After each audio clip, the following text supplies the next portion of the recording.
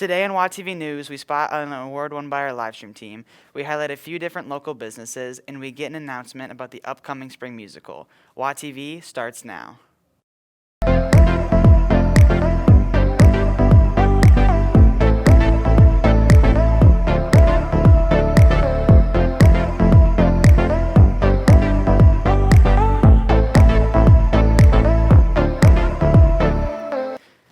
Good afternoon, Wheaton Academy. I'm Zach Gardner, and welcome to our third episode of this semester and our 27th of the year. With it being cold outside, you might have a taste for a warm drink. Tegan Allison shares the best local places to go grab some hot chocolate. As Illinois experiences its first polar vortex of the year, many people are trying to find creative ways of staying warm. But if you want a more traditional way, here are 3 great places to get hot chocolate in our area. The first store is Kilwin's, located in Wheaton and St. Charles. You may know them for their ice cream and chocolate treats, but did you know that they also make award-winning hot chocolate? Their version of the beverage is made from semi-sweet dark chocolate shavings melted in milk, and is served both hot and cold. The second cafe is All Chocolate Kitchen, located in Naperville and Geneva. This small shop is recognized as having the best hot chocolate in the area by the Chicago Tribune, at $4 for 8 ounces. Lastly is Kindred Coffee in West Chicago. They have both their dine-in and curbside pickup options open, and they have the most affordable cup of cocoa from the list, starting at just $2. As you can see, there are many places to get a nice warm cup of cocoa if you want to stray away from the traditional powdered or Starbucks hot chocolate. So the next time you're craving a chocolatey sweet drink, consider finding a local cafe or coffee shop to get yourself a warm cup of hot chocolate. Thank you, Tegan. Transitioning from hot to cold, Isabel Couch highlights Art by Joseph, who makes ice sculptures for people to view in the area. I'm here at the Peg Bond Center in downtown Batavia, where an impressive winter art demonstration is taking place. Art by Joseph created some amazing ice sculptures this Valentine's Day weekend, free to view for anyone willing to brave the cold. I started ice sculpting about 10 years ago. I jumped right into snow sculpting professionally with some friends doing international snow sculpting in Michigan. And then I don't know, about a year or two after doing the snow sculpting, I was asked to do ice sculptures for a city. So I do about, 4 to 6 sculptures a year, demonstrations for winter events. It doesn't do any justice with all the In addition to ice sculpting, Mr. Guy and Pan does murals, metal sculptures, and paintings. He has many clients across the Chicago area, including the Chicago Bears. These are called Kleinbell carving blocks. So they're like crystal clear. So when the water's freezing, there's a pump that moves the water around so the impurities and the bubbles stay in the middle. I'm doing a cherub right now for Valentine's Day. It's my first time doing a cherub sculpture.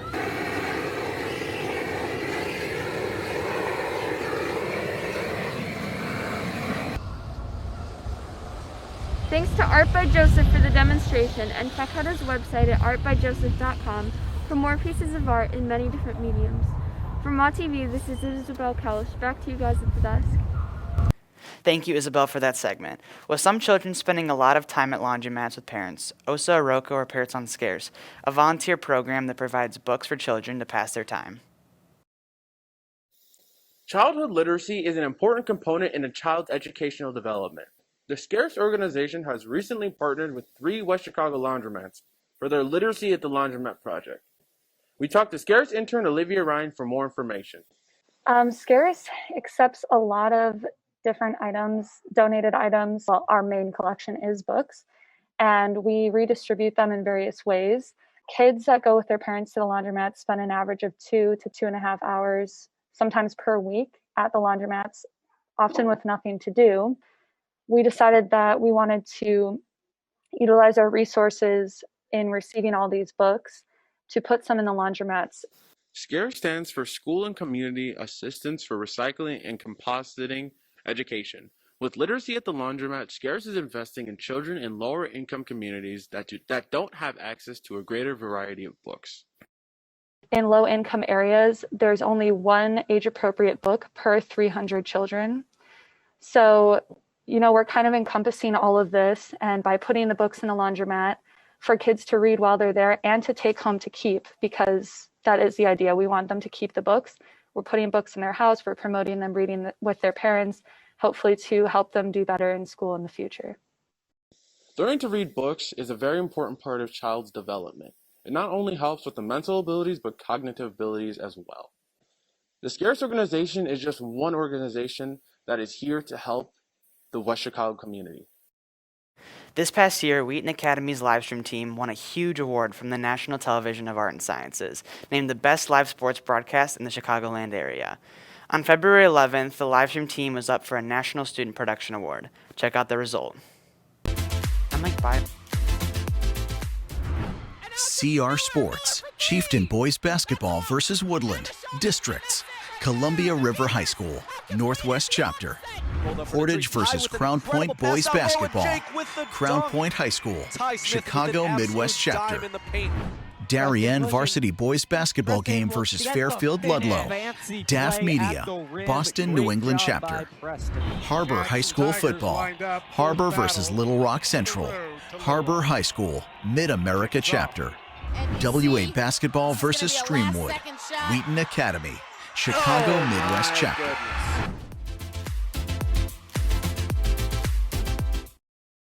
The second winner, sports live event, goes to WA Basketball versus Streamwood, Wheaton Academy, Chicago, Midwest Chapter. Congratulations. Good morning, Wheaton Academy. Welcome to today's Community Scoop. Today is the 108th day of in-person learning. And normally we use the Community Scoop to give some reminders on standards for behavior and all those things. But today we get to do something different. Today we get to celebrate and spotlight a group of 4 students who recently received a prestigious national level recognition for student production and video. And I'm joined today by Rachel Cobb, Wes Kersey, Kenna Tolman, and the 4th person who's unable to join us today, Chas Luchanan, who all had their hands in the production of a basketball game, live stream production of a boys basketball game back in November of 2019 when we took on Streamwood. It was a tight game, came down to a last-second buzzer-beating 3 that unfortunately we lost. However, this student production team that was working on the live stream that night captured a wonderful broadcast that was put up for consideration at the Chicagoland and Midwest level. They ended up taking home a Crystal Pillar, which means they had the top student production in the Chicagoland and Midwest area. That then was submitted to a national level voting organization, the National Student Production Awards Company, that ended up deciding that this broadcast was the top in the nation. And so this group of students, along with Mr. Matt Hockett, received recognition as having one of the top broadcasts across the country for a live-streamed high school student-produced event. We are so excited to spotlight and recognize this group of students. It's a fantastic accomplishment. And I just had a few questions for this group as we're talking about this broadcast that earned national recognition. And I want to start with Rachel. Rachel, can you walk us through who all was involved that day? What are some of the roles that go into a live broadcast? What's going on behind the scenes that we don't see that ends up looking so good once it's broadcast out? Yeah, so there's a lot that goes on behind the scenes. We have several different people. We have at least 4 camera operators usually, and then we have 1 or 2 people at the desk who do directing and editing, and then we have the play-by-play and the commentators, and we have a graphics operator. So there's a whole lot of different people. I was a camera operator for this one, so was Kenna. Wes was editing, and I believe Chas was directing. So a lot of different roles. Fantastic. Wes, as the broadcast is happening on that November night, 2019, did you have any idea that it was going to be a state and national level recognized broadcast? Like, as it's going on, are you thinking, ooh, this is going to be really good? Yeah, I had no idea. For that broadcast, I actually showed up like 5 minutes before the game started because I was being a diligent student, hard at work, doing homework. And then I got a text from Mr. Hockey's like, hey, are you showing up? I'm like, oh, I'll be right there.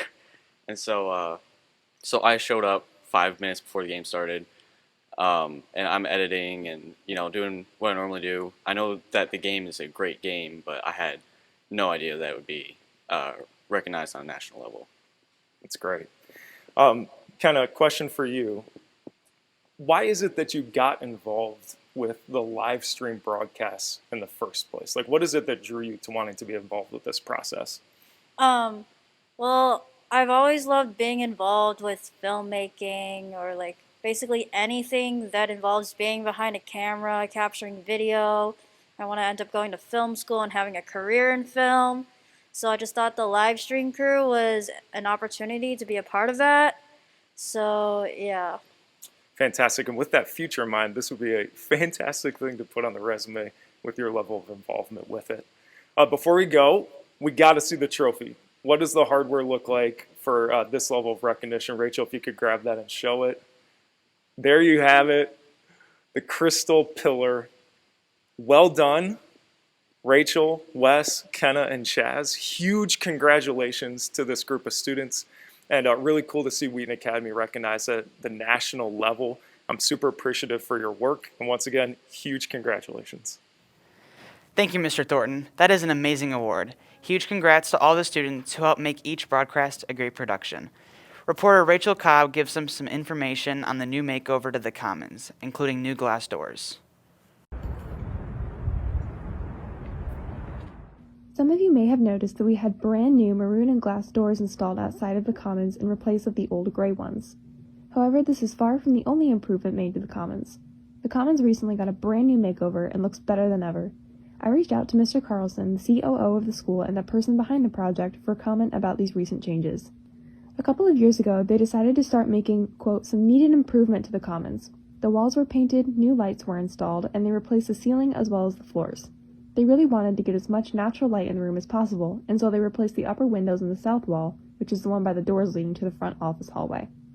As for the doors, the old ones were, quote, over 10 years old and were in disrepair as well.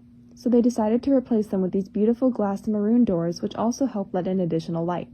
Even though we can no longer eat lunch together as a school in the Commons, the space is still being put to good use by hosting Mr. Williamson's band, orchestra, and percussion classes. The Commons is a well-loved space on campus, and now it looks better than ever with the newest updates and, most recently, the new doors. Thank you to Mr. Carlson for help keeping our campus look new and beautiful. From WAtv News, I'm Rachel Cobb. You may have noticed something new this month. The sun is finally out and the snow is beginning to melt.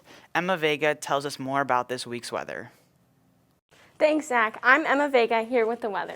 The storms that we once had are now moving to the east. From the west coast, we have another storm coming, but the winds from the southwest are pushing that storm up north and around us. Please keep Texas in your prayers. They received a snowstorm that caused power outages and was announced a national emergency. Unlike last week, we have very warm temperatures this week. We have 42 degrees today and high 40s throughout the rest of the week. We have partly sunny days throughout this week and rain on Saturday. So take this time to enjoy the weather outside. Today is 42 degrees, which is just over the average high. With this warm temperature, we have melting snow and falling icicles, so beware of that. With melting snow, there is salt still on the roads, which means take this chance to go out and support a local car wash. For this next segment, I visited a local car wash, Wett Car Wash, for more information. Cold weather, slushy snow, and salt trucks all lead to a dirty car. We talked to a local business, Wett Car Wash, about how COVID has affected their business and why it is important to keep your car washed and clean during the wintertime. So COVID actually came in, it slowed us down for a bit, but we came back and we pushed through really strong. We continue to keep 6 feet away from our customers at all times. We follow the rules regarding COVID. With the poor winter conditions, salt trucks are layering the roads with salt. As it is beneficial for roads, it is not good for your car. This is why it is important to wash your car during the wintertime. So if you were not to clean salt off your car, sometimes cars like to rust. You lose your quality with your vehicle. It's best to just keep it clean at all times. Salt is good for the roads, but not good for your car. It can cause rusting and damage to the undercarriage of your car. While the poor winter conditions continue and salt stays on the road, try and maintain a good habit of washing your car weekly. From WAtv News, I'm Emma Vega. Back to you at the desk. I can spot a few cars out there that are definitely in need of that car wash. Thanks, Emma. Michael Jordan's impact continues to grow well after his basketball playing days. MJ recently donated $10 million to help open 2 new medical clinics in North Carolina. After retiring from the NBA, Jordan returned to North Carolina as co-owner of the Charlotte Hornets. Jordan's gift will help bring health care to rural Wilmington area. We are now in award season for the entertainment industry. The Golden Globes were announced on February 3rd, and the Academy Awards are set to be announced this upcoming week on Sunday, February 28th. Unlike in years past, many of the potential award winners will be coming from the streaming production companies like Netflix, Amazon Prime, and Apple TV+. For all athletes who are interested in track and field this spring, there will be an informational meeting for boys this Wednesday and for girls this Thursday. Both meetings will occur during lunch and will be in room 203. This will be a short 10-minute meeting. If you haven't already filled out the form Mr. Felinsky sent, please have that done before attending this meeting. Please see Mr. Felinsky or Mr. Ball with any questions about track this spring. Land Rover has announced that its luxury brand Jaguar will be all electronic by 2025. Land Rover says that it will release the first of 6 electric Jaguars in 2024. The company plans to invest $3.5 billion each year to make these efforts a reality. And Wheaton Academy will still be having a spring musical. It will just be delayed by a couple of months. Mrs. Bierk tells us a bit more about what's happening. Hello, Wheaton Academy. My name is Mrs. Bierk, and I am the theater director. I am here to let you know that the rumors are true. We are doing High School Musical for the spring musical this year. And for the first time ever, the spring musical will actually be performed in spring, as this year's production is going to take place outside in the month of May. If you are interested in auditioning for High School Musical, you need to submit a video audition. There are 3 things that have to be on that video audition: 2 songs and 1 dance. The 2 songs are selections from High School Musical that Mrs. Marr has already picked out for you. The dance is going to be an interpretive piece that you create based on the journey of Troy Bolton. Just kidding, please don't do that. It's actually going to be a 5/8 count piece that Mrs. Wolfel has already created. Please do not do the Troy Bolton journey. Thank you. If you want to see what all this information looks like, or if you want to know what the audition instructions exactly are, or if you want to see the sheet music or watch the video of Mrs. Wolfel doing the dance audition, head on over to On Campus, under Student Center, under Topics. There you will find a topic called High School Musical. All the audition information is there. You can easily get the sheet music, you can watch the dance audition, and you should feel super confident to come and audition for High School Musical, because we're going to need all of you to try out. Woohoo! Because this is going to be literally like an end of the year party. We're doing it outside, we're doing it in May, we're doing it right before graduation to kind of celebrate the year that we have had together in person. So come audition for High School Musical. Woohoo! Thanks guys, see you later. A lot of us are very excited to have High School Musical as our next theater performance. Thank you for that news, Mrs. Bierk. As we begin to wrap things up, Tegan Allison gives us our 4 things we need to know for this week. Thanks, Zach. I'm Tegan Allison, and I'm here to give you your 4 things you need to know. Number 1, happy birthday to 3 faculty and staff members this week. Mrs. Perry's birthday is on Wednesday, Mr. Dykema's on Friday, and Mrs. Strzelka's on Sunday. Number 2, our chapels this week featured our international students today and Kingdom Community on Thursday. Number 3, for students participating in after-school co-curriculars, please remember that you need to be present at school in order to participate that day. Students that have been approved for virtual learning should be working with Ms. Carwell. And number 4, the boys and girls basketball seasons are both underway. Our reporter, Catherine Swallow, gave us this video highlight from the freshman game this past weekend. As you look to support and stay connected with the team, check out athletics.wheatonacademy.org for more information about where each home game will be live streamed. And just so you know, these freshman boys are 1-0 right now with a victory over Bishop Mack. Back to you, Zach. Thank you, Tegan. That's the end to this episode, but be sure to head over to the Gram and follow us at The Real WAtv for more news. From every single one of us at Studio 22, have a great day.